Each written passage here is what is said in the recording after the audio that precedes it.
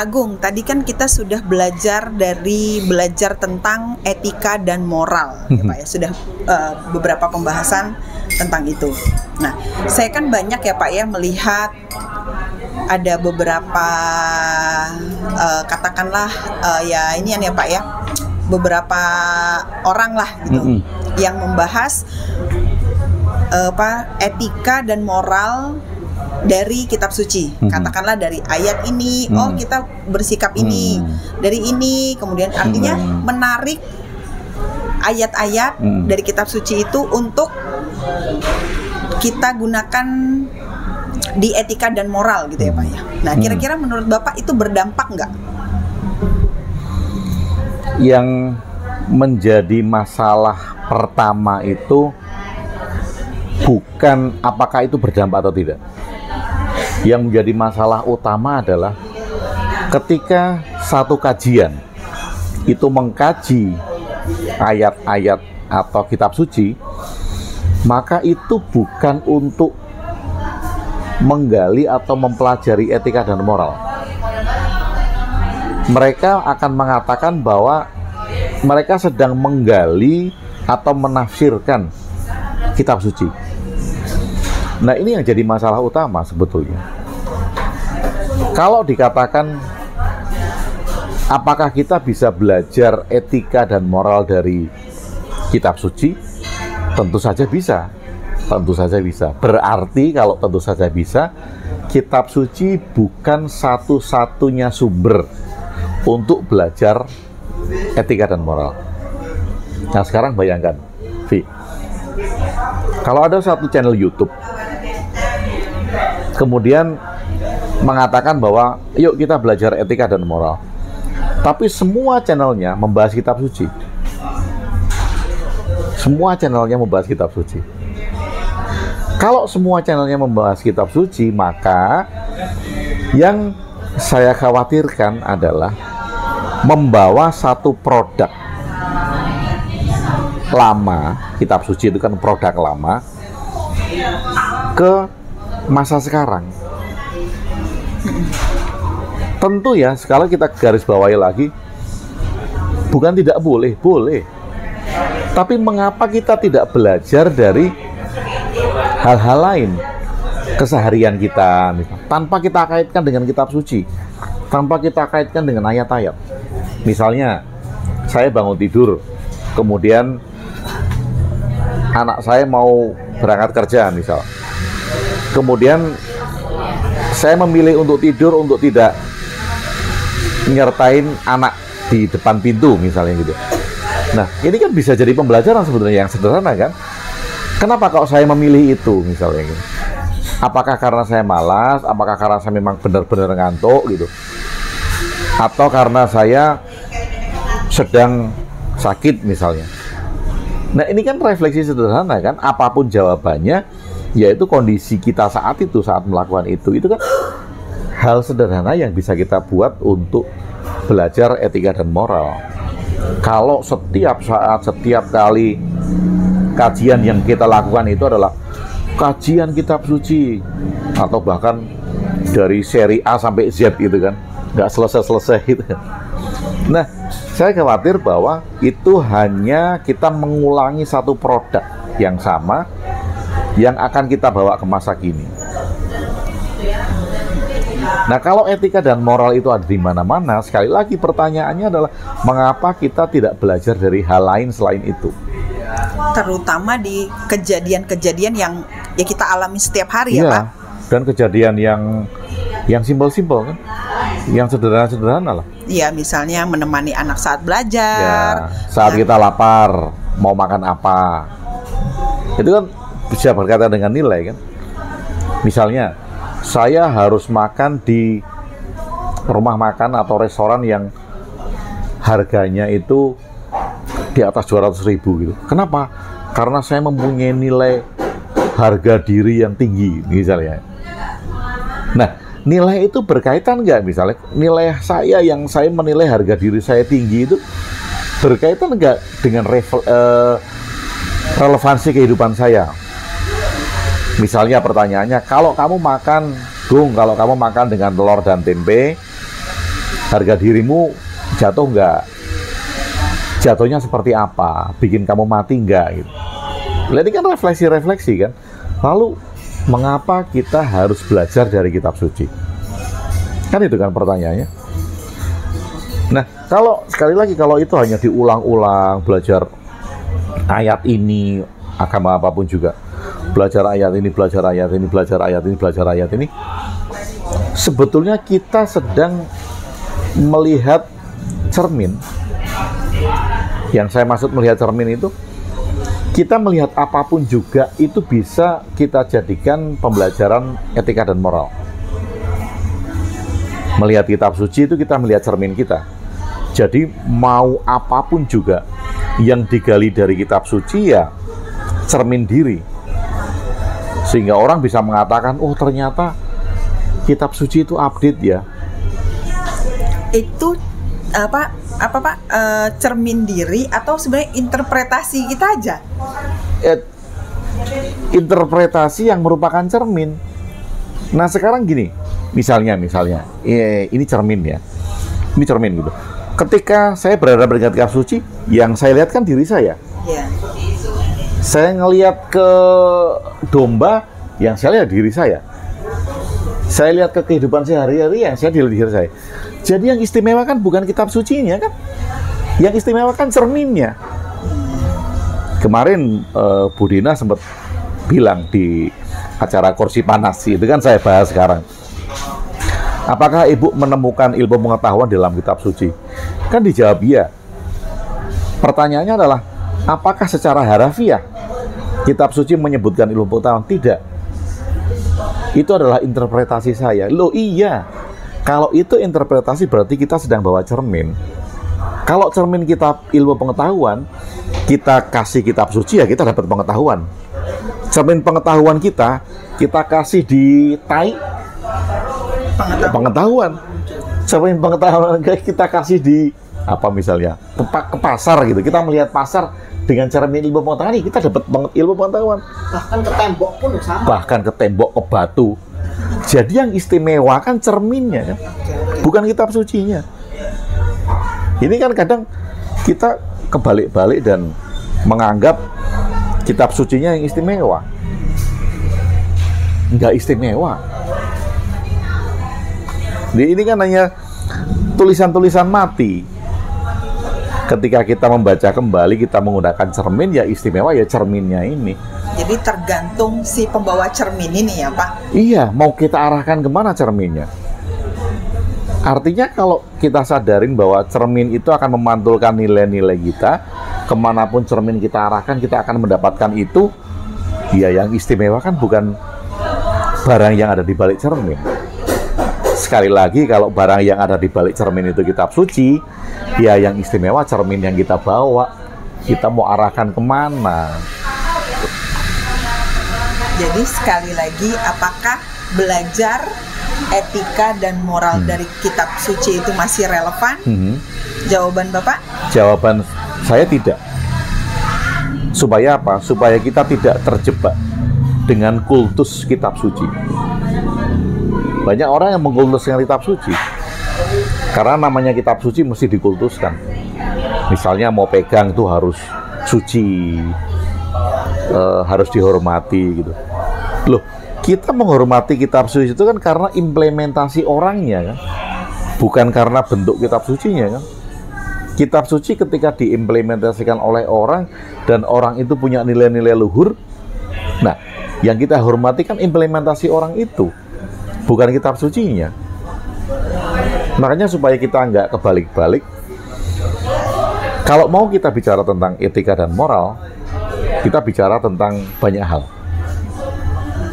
Bagaimana kalau sekali-kali kita bicara dari penggalian kitab suci? Boleh saja, tapi bukan hanya dari satu kitab suci.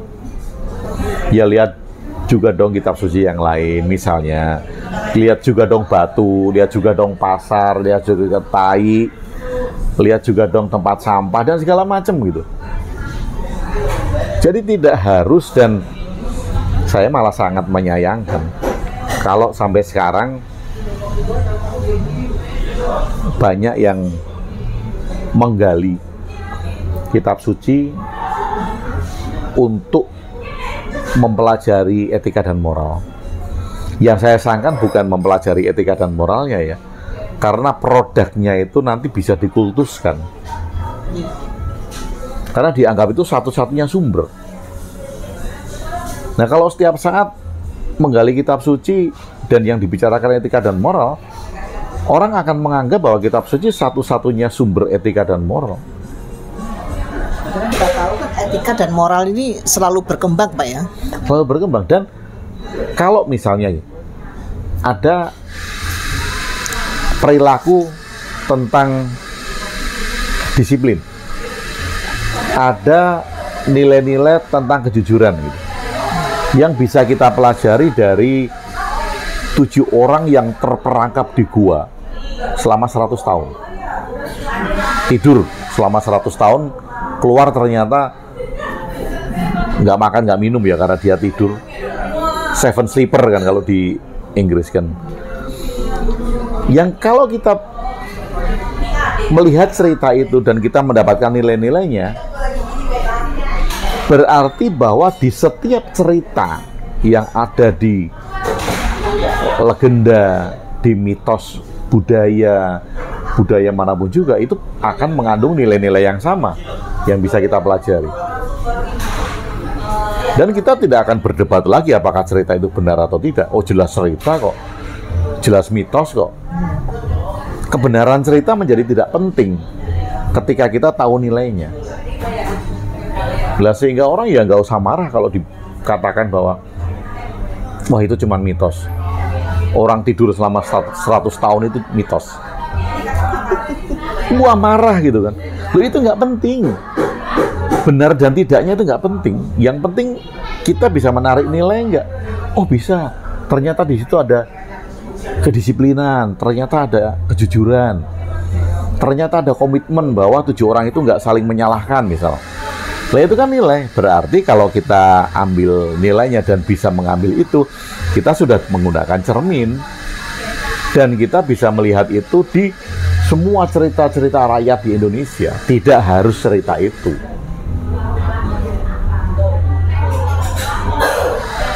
Ya, mencari makna di balik setiap mitos, legenda, iya, apapun itu. Iya. Dan tidak harus kitab suci. Maka pertanyaannya kan, mengapa harus belajar etika dan moral dari kitab suci kalau kita bisa melihat kehidupan sehari-hari? Dan itu lebih relate. Ya, lebih relate. Oke lah, kita akui gitu. Kitab suci itu sebagai karya sastra yang mulia. Karena ini merupakan jejak peninggalan sastra-sastra luhur, ya kita tidak harus melupakan itu. Kita junjung tinggi sebagai karya sastra yang mulia. Dan itu nggak harus kita lupakan karena itu jejak. Dan memang banyak nilai-nilai yang bisa kita ambil ya Pak. Banyak nilai-nilai yang kita ambil. Sekali lagi, banyak nilai-nilai yang bisa kita ambil. Bukan satu-satunya. Iya. Jadi ini mesti harus dikasih bold. Kalau voice bisa menjadi teks gitu kan, voice to text, ada teks otomatisnya harus dikasih bold. Kita bisa belajar etika dan moral dari kitab suci, tetapi kitab suci tidak menjadi sumber satu-satunya etika dan moral. Nah, gimana kalau misalnya gini Pak, kalau misalnya ternyata kajian-kajian yang tadi saya lihat, saya tonton gitu kan, memang itu diperlukan gitu Pak, untuk orang-orang supaya itu tadi memang masih banyak orang-orang yang masih do and done. Jadi ya memang itu dibuat untuk orang-orang yang masih memang itu tadi yang belum bermoral tadi Pak. Jadi gini, alasan bahwa masih ada orang yang membutuhkan itu hanya akan menjadikan orang-orang seperti itu. Gini, saya masih mengkaji kitab suci. Wah, kajiannya modern, tetapi masih mengembangkan, oh ini dari ayat ini dari ayat ini. Saya menciptakan mereka, saya menciptakan orang-orang yang masih butuh itu. Saya yang menciptakan. Nah, Mereka-mereka yang masih mengkait-kaitkan itu dengan kitab suci, kalau saya, mereka yang menciptakan orang-orang yang butuh. Mereka yang menciptakan umat-umat mereka. Andai saja, mereka-mereka itu berani melepaskan itu semua dan mulai belajar etika moral dari kehidupan sehari-hari tanpa mengkait-kaitkan kitab suci, masyarakat lambat laun akan menjadi cerdas. Walaupun awalnya memang sulit ya Pak ya, karena kan nggak bawa embel-embel ini tadi kan, ya sulit ya, siapa yang mau, maksudnya kayak siapa sih kamu gitu kan. Gitu Dan kan. kalau itu tidak dimulai ya mereka akan terikat terus dengan itu. Selalu akan ada alasan bahwa oh dia masih butuh itu, oh dia masih butuh itu, akan selalu ada alasan karena ya mereka nggak beranjak dari sana. Dan pada akhirnya nanti ya terus kayak ya terus dipelihara gitu. Apa bedanya, cuma pindah kotak aja. Dan bahkan kadang gini, Vi, kalau saya bertanya sama teman saya kan, kenapa ya kajian kamu itu sudah bagus loh, sudah modern, relevan dengan dunia-dunia maju, tapi mengapa kamu masih mengkaitkan itu dengan kitab suci atau dengan satu agama tertentu gitu? Alasannya adalah saya akan membawa mereka pelan-pelan. Alasan. Kemudian pertanyaan saya lagi, kamu akan membawa mereka pelan-pelan atau kamu tidak mau kehilangan pendengarmu? Karena apa? Karena kalau mereka tidak bicara seperti itu, nggak ada yang dengar kan? Oh, Agung WB nggak ada kaitannya sama kitab suci.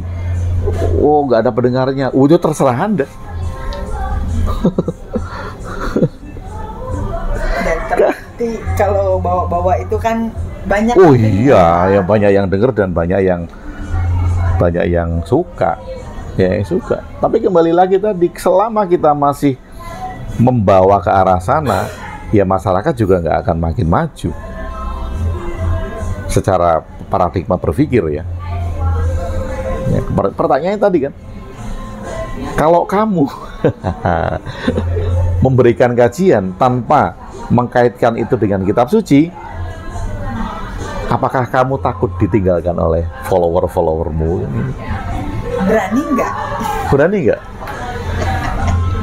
Bicara yang realistis, bicara yang sederhana. Toh, di dalam semua aspek kehidupan kita yang sederhana pun ada etika dan moral. Berani nggak? Nggak berani. Gitu. Followernya udah banyak. Sayang Pak. Sayang kan, ditinggalkan follower. Sehingga jadi komoditas. Gitu. Akhirnya kan kayak ini, Vi. Kayak penulis juga ya, penulis. Ada penulis yang mengikuti tren. Gitu. Misalnya, oh ini pembaca horor banyak nih, dia nulis buku tentang horor. Itu kan ngikutin tren kan, nggak punya idealisme. Kan sama kan kayak gitu. Channel YouTube juga banyak yang kayak gitu. Maunya pendengar apa sih? Oh maunya pendengar masih narik rezeki. Kita bikin yuk konten tentang menarik rezeki. Gitu. Manifestasi gitu. Melepaskan hutang. Banyak, ya jelas lah. Yang punya hutang itu banyak. Dan yang pengen lepas tanggung jawab untuk segera hutangnya lunas banyak. Yang hutang-hutang dia,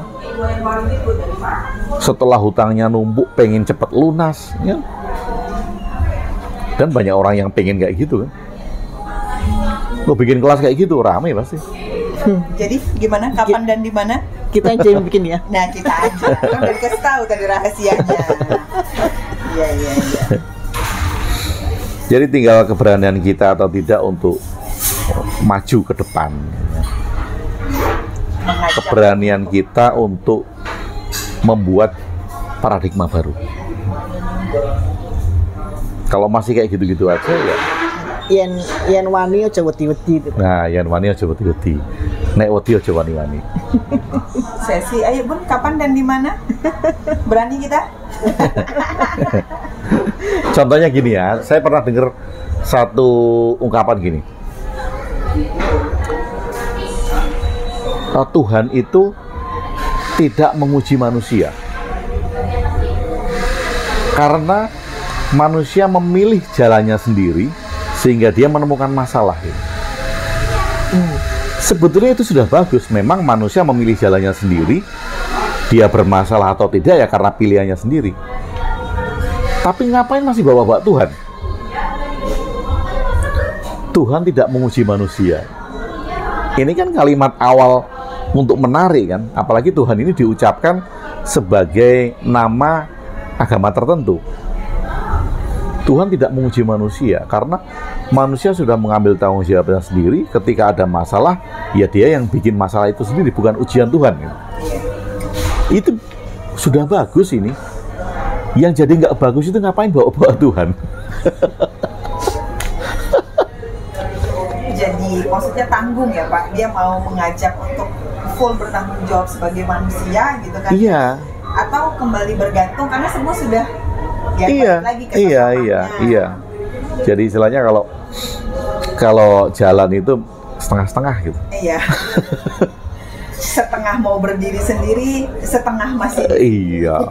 Udah Soalnya rame, Pak. kalau ini nggak dibicarakan, nggak ada yang dengerin. Ada yang dengar. Udah rame sayang. Udah kehilangan follower. Oh iya. Jadi follower kita udah berapa?